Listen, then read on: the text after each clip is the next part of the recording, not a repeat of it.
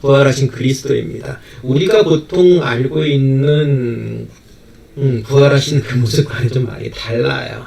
네. 네, 디에고 선생님. 네, 저보다 훌륭하신 분인데, 잔뜩 기대하고 계신다고. 그냥 짧게 나누는 거죠. 예.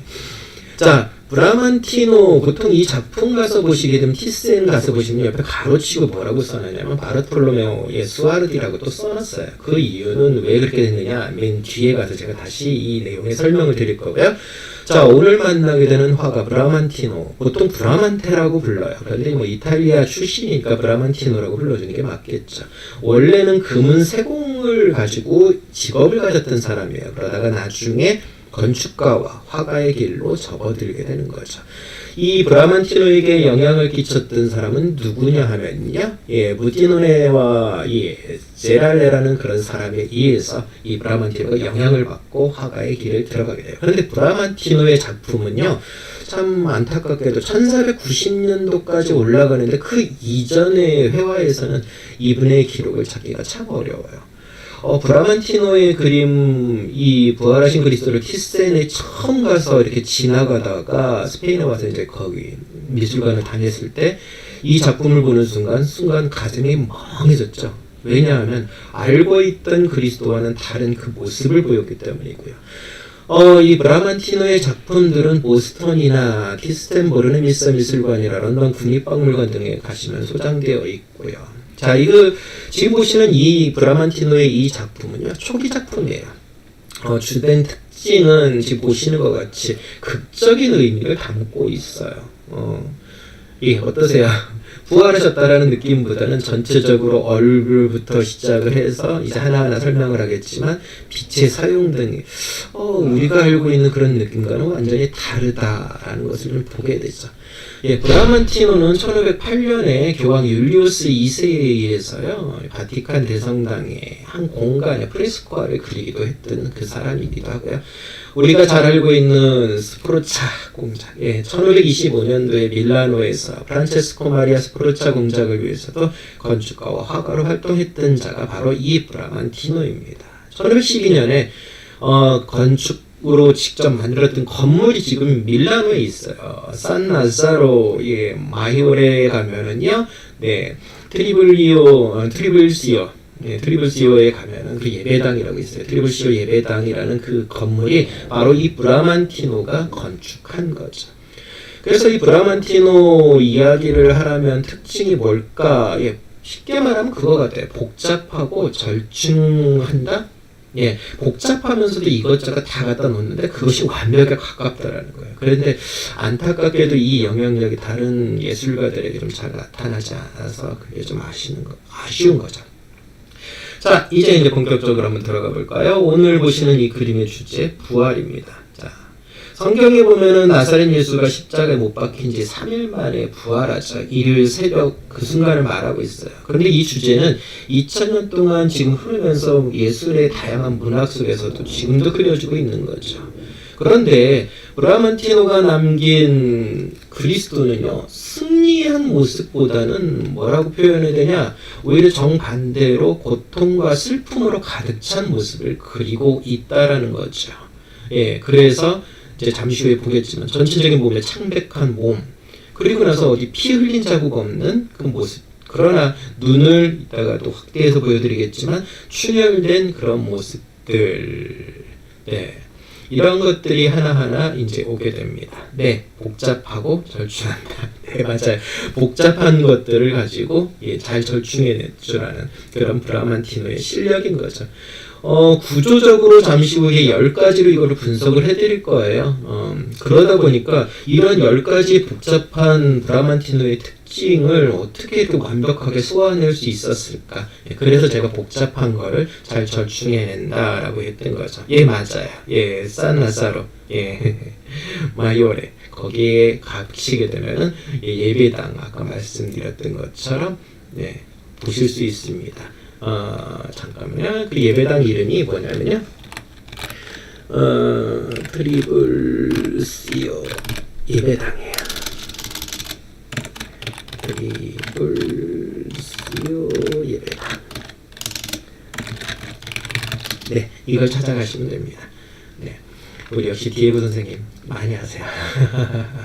자, 브라만티노의 특징 그렇게 해서 이제 넘어가고 있었는데, 자, 이제 그러면 이 그림이 아까 말씀드린 대로 왜 옆에 바르톨로메오 수아르디를 넣냐 하면은 1905년도에 브라만티노로 알려졌던 이 브라만 작품을요, 이 브라만테의 제자 바르톨로메 수아르디가 이것을 그렸을 가능성이 있다라는 제시가 들어오기 시작하면서부터 이게 완벽하게 브라만티노 거냐 아니면 바르톨로메오 수아르디 거냐, 참여를 했냐 안 했냐, 이러한 여러 가지 모습들을 우리에게 보게 된 거죠. 그래서 이제 옆에다가 바르톨로메오 수아르디까지 같이 넣게 된 이유입니다. 자, 이제 세부적으로 하나씩 이제 좀 파고 들어가 보려고 합니다. 자, 첫 번째 전체적인 이미지를 보게 되면 어떻습니까? 아까 말씀드린 건 부활이라는 것은 기독교 내에서는 상당히 승리의 모습을 보여주고 있어요. 그런데 이 그림을 유심히 보고 있다가 문득 그런 생각이 들어요. 1459년에 안드레아 만테냐의 부활에서 느꼈던 것처럼 무엇을 보여주냐면 무덤에서 나오신 그리스도의 온몸에 빛이 가득한 것. 그런데 지금 보시는 것처럼 안드레아 만테냐는 풍경과 사실적인 그리스도의 모습들, 특히 프라도 미술관에 가시게 되면 성모의 죽음을 보게 되면 이 만테냐의 그림이 그 배경을 완벽하게 사실적으로 그려내는 그런 구도적인 모습과 함께 설명이 들어가는 그런 장면들이 보여져요. 자, 이렇게 해서 우리가 함께 보는 이 모습을 한번 보는데, 온통 온몸에 빛을 다 가득하게 채우고 있는 이 예수 그리스도의 모습을 보게 되는데, 문제는 창백함이죠. 자, 그런데 이것들이 어떻게 일어나는지 한번 보겠습니다. 자, 얼굴 부분으로 이제 들어갑니다. 네, 제가 좀 이쪽은 나중에 가려드릴게요. 이렇게 좀 가리겠습니다. 네, 오케이. 자, 그리스도의 얼굴을 통해서 보통 우리가 생각하는 그리스도의 모습은 어떤 모습입니까? 모든 사람들을 향해서 웃고, 그 다음에 다정하고 환한 미소를 짓고 있는 모습으로 보통 그려져요. 그런데 지금 어떻습니까? 고통의 깊이가 느껴지고 연민이 느껴져요. 오늘의 모습을 생각한다면 혹시 후회까지 하지 않으실까? 왜 저런 모습일까? 그건 조심스럽게 생각하는 부분인 거고요. 아무튼 브라만티노는요, 이 부활하신 그리스도에서 가장 의미 전달을 확실하게 하는 부분이 이 얼굴 부분이에요. 왜냐? 온몸의 전체는 창백함 그 자체예요. 핏빛 하나 없고, 그 다음에 손이나, 그 다음에 발이나, 그 다음에 창자국을 찔렸던 허리 부분에도 그 피 한 방울 보이지가 않습니다. 그런데 유독 브라만티노가 강조한 건 눈이에요. 지금 보시는 것처럼 이 눈의 선명함, 보이시나요?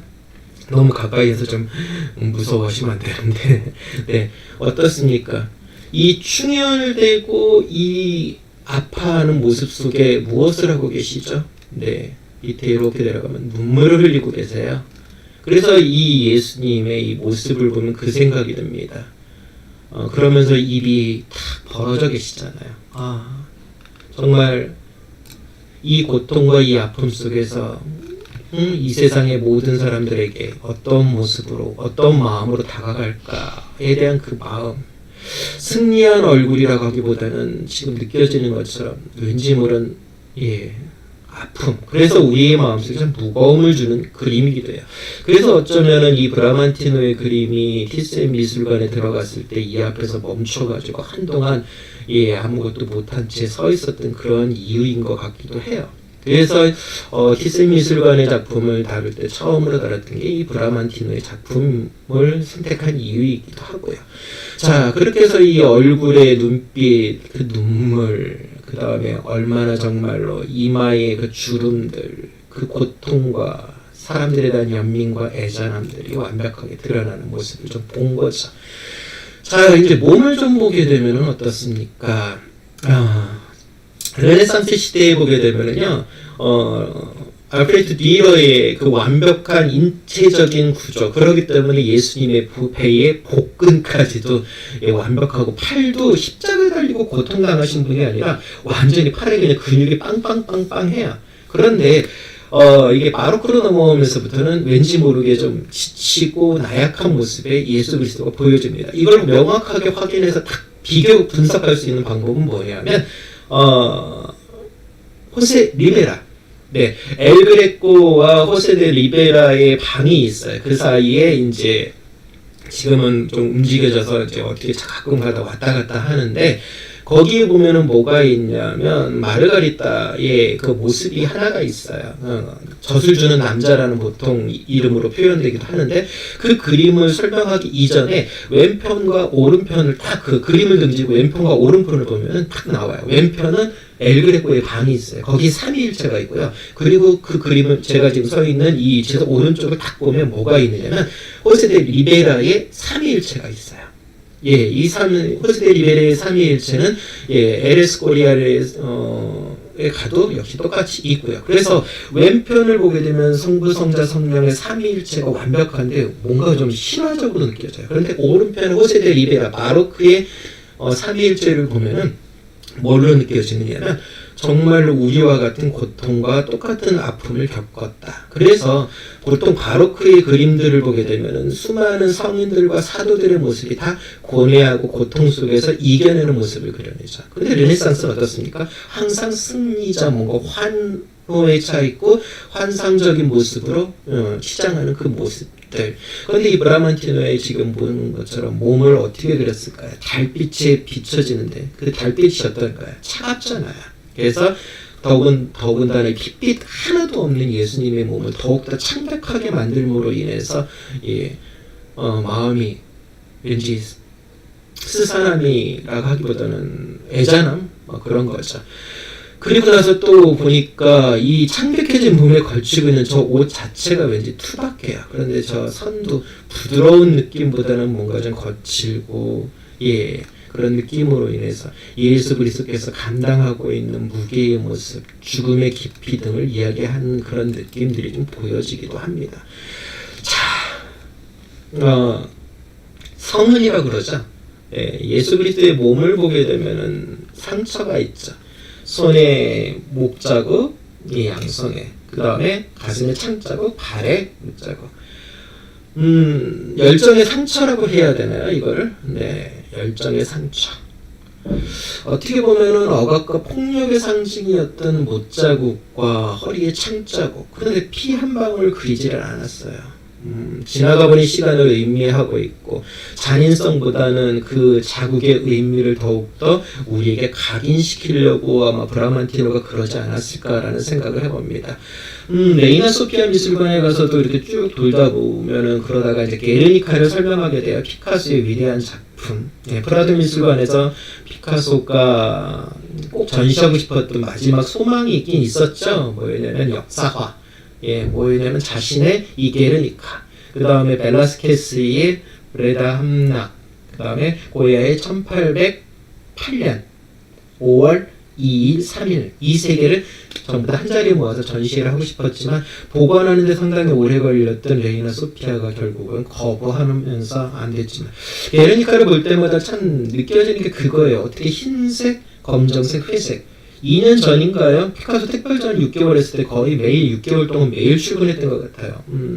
게르니카도 보고, 특히 게르니카를 제작하는 과정에 프랑스 국립 그 박물관에서 소장하고 있던 그 영상들을 틀어줬는데, 무려 스케치를 보게 되면 메모지 속에서 엄청난 변화를 일어나요. 거의 한 1만 장 가까운 쭉 해가지고 계속 스케치하고 버리고 하다 보니까 처음 시작하던 거 마지막에 바뀌는데, 아마 색상도 그런 변화의 의미를 했겠죠. 그런데 게르니카를 피카소가 흰색, 검정색, 회색을 선택한 이유, 그렇기 때문에 더 그 전쟁의 잔혹성이 우리에게, 피가 낭자하면은 어떻게 될까요? 붉은색의 피가 하면은 순간은 그 모든 것들이 확 하고 사람들이 몰입을 한답니다. 그런데 뒤돌아서면 잃어버린대요. 그런데 이렇게 흰색과 검정색, 회색을 사용하게 되면 그 잔혹성이 우리 뼈에 각인되는 것처럼 오랜 이미지로 남는다라는 거죠. 아마 브라만티노도 이러한 기본적인 모습을 가지고 자신이 표현하고 싶었던 다양함 속에서 그런 여러 색상이 아니라 이런 달빛에 비춰지는 모습, 그래서 예수 그리스도의 이 성은이나 이 창자국, 그러면서도 핏기 하나 없는 이 몸, 그러면서도 여기 위에 지금 보시는 것처럼 어떻습니까? 땀이 흐르고 있는 거죠. 땀이 아니라 아마 눈물이 몸에 흘러서 계속 이렇게 해서 흘러내리는 거겠죠. 예수 그리스도의 몸이 이렇게 해서 흘러내리는 이 눈물 누가 알 수 있을까요? 아무튼 브라만티노가 이렇게 세밀하게 세부적으로 다루려고 했던 그 모습이 아닌가 싶습니다. 또 다른 손에 지금 있는 것, 그리스도의 피, 보통 성경에 보게 되면은, 히브리서 9장 22절이라는 것과 7장 27절에 보면은, 예수 그리스도가 한 번의 죽음으로 인해서 모든 죄가 끝났다라는 이야기를 다루고 있어요. 다시 말하면, 이 십자가에 못 박힌 그 모습은 그리스도의 마지막 희생을 상징하는 거죠. 네, 문소리가 여전히 나죠. 지금 가장 왕성하게 움직일 쉐어하우스 친구들의 모습입니다. 네, 열심히 밥 먹고 밥 먹을 준비하고 청소하고 있느냐고. 예, 쿵쾅쿵 소리가 좀 참 많아요. 네, 같이 어울리면서 지내니까 그렇게 이해해야죠. 스페인 시간이니까. 자, 그러고 나서 지금 여기 방금 말씀드렸던 이 손의 못자국을 통해서 모든 것들의 결론이 내린 거죠. 그런데 잘 보이지 않는 이 달, 달 속에 혹시 뭐 보이세요 지금? 네, 자세히 보시면 달 속에 보이는 게 있어요. 얼굴이야. 네. 브라만티노 자신의 얼굴일까요? 아니면 누구의 얼굴일까요? 그런 생각을 좀 해봅니다. 그런데 브라만티노가 이 달을 통해서 표현하고 싶었던 게 무엇일까? 빛과 어둠의 명확성을 좀 드러내고 싶었던 거죠. 왜냐하면 이 달빛이 예수님을 쫙 비춰요. 그런데 만약에 이 달이 아니라 해였다면 어떻게 됐을까요? 예수님이 원래 낮에 십자가에 지셨잖아요. 그러면 해를 그려야 되는 게 정상이잖아요. 해를 그렸다면 몸에 비춰지는 빛이 저렇게 창백한 빛이 나올까요? 그렇지 않죠. 그렇기 때문에 브라만티노는 달로서 바꿔버림으로 인해서 달의 차가움을, 빛은 나오되 그 차가움으로 주변의 모든 것들을 바꿔놓고 우리에게 깊이 생각하게 만드는 그런 형태의 그림을 그렸던 거죠. 화가들이 보통 그림을 그릴 때 자신들을 집어넣고 거기서 이제 출연을 하게 되는데 사인으로 하게 되기도 하고 여러 가지 형태가 있긴 한데 아마 브라만티노의 얼굴이 아닐까, 예수 그리스도를 바라보는 자신의 신앙적인 고백이 아닐까 싶은데 재미난 게 하나가 있더라고요. 이 그림을 유심히 보면서 뭘 재미나게 느끼냐면 예수 그리스도의 왼편을 보게 되면은 땅 바로 위에 지금 보시는 것처럼 두 개의 텐트가 있어요. 그 앞에 사람들이 있으니까 당연히 저렇게 사람들이 그 밑에 로마 군인이 있는 거지. 겟세마네 동산 골고다라 가잖아요. 네, 골고다에 어차피 저렇게 있는 거 아니야? 라고 얘기할 수 있는 부분이에요. 그런데 뜬금없이 그 앞에 뭐가 있죠? 보트가 있어요. 이 보트가 뭘까요? 네, 왜 메마른 땅에 물 하나가 없는 그곳에 이렇게 있을까? 그리스 로마 신화에 등장하는 우리 잘 알고 계시죠? 저승의 뱃사공. 네, 보통 아케론 강을 건너게 해주는데 스틱스 강을 건너게 한다라는 그 설도 있죠. 바로 카론이야. 프라도미스관에 가게 되면 스틱스 강을 건너게 하는 카론, 아주 풍경화의 대가로서 인정받고 있는 요아킴 파티네리의 그 작품이 있죠. 자, 아무튼 이 고대 그리스 로마 신화가 여기서 왜 카론이 등장을 하는 건지, 예수님이 강을 건너갔다, 스틱스 강을 건너와야 되는 건지, 아케론 강을 건너갔다 와야 되는 건지, 당시에 이러한 것들이 그림 속에 참 미묘하게 적용이 되어지는데 그 이유들이 뭘까? 다들 신앙인들은 아니었어요. 그런데 이때 1600년도까지 그림의 기본적인 흐름은 뭐였느냐면 아카데미에서 요구한 게 어떤 정물화적인 기법보다는 역사화를 그려내기를 원했던 거죠. 그러다 보니까 직접 보지 않았던 것들을 그려내야 되다 보니까 자신의 상상력 속에서 그려냈던 것들이 초기 1600년도까지의 그런 그림의 기본적인 패턴들이었던 거죠. 그래서 지금 재미나게 여기 보트 하나를 그리면서 이 그림 속에 또 다른 감춰진 화가들의 유머와 위트라고 생각을 해야 되는 건지, 아무튼 그런 모습들이 또 보여집니다. 자, 이 옷을 보고 있을 때마다 저는 벨라스키스가 생각이 나요. 벨라스케스 이런 옷에 섬세하게 이렇게 안 그리거든요. 이 그림들을 보게 되면 언뜻 보면 고야의 스타일 같기도 하고 언뜻 보면은 또 누구냐는 엘그레코 같기도 하고 그런데 뭐 그보다 더 앞선 사람이니까 결국 브라만테의 이 스타일이 넘어오지 않았나라는 거겠죠. 자, 그런데 옷이 어떻게 되냐면은 너무나 각지고 뭔가 딱딱해요. 좀 옷이 다른 화가들 좀 부드럽게 처리하려고 많이 애를 쓰는데 브라만티노는 지금 아까 말씀드렸잖아요. 옷에 걸치고 있는 것이 왠지 거부감이 느끼고 좀 뭔가 거추장스러운 듯한 느낌이 들었던 이유라고 제가 설명을 드렸던 이유가 바로 이거예요. 지금 보시는 것처럼 옷의 매무새 하나하나가 좀 부드럽게 흐르는 게 아니라 너무 각지고 딱딱하다라는 거죠. 십자가를 진 예수님과는 관련성을 보게 되면 좀 부드럽고 다정하게 사랑을 베푸는 예수님과 달리 지금 입고 있는 이 옷은 뭔가 규칙적이고 너무 딱딱하고 각이져 있는 이 모습 속에서 어떤 느껴지는 사람들과의 거리감 그런 거라고 생각을 하는 것들이 좀 맞는 것 같다라는 생각을 해보기도 합니다. 자, 그러면서 이제 브라만티노가 이 색상들을 다루는 것들을 보게 돼요. 자, 브라만티노의 그림은 기본적으로 전체가 좀 밝은 흰색이에요. 네, 창백함을 드러내기 위해서. 그런데 아까 보셨던 눈과 이 수염과 머릿결의 붉은색들, 그 다음에 폐허의 모습들은 거의 이제 초록색과 회색의 계열들을 섞어서 움직인 것들.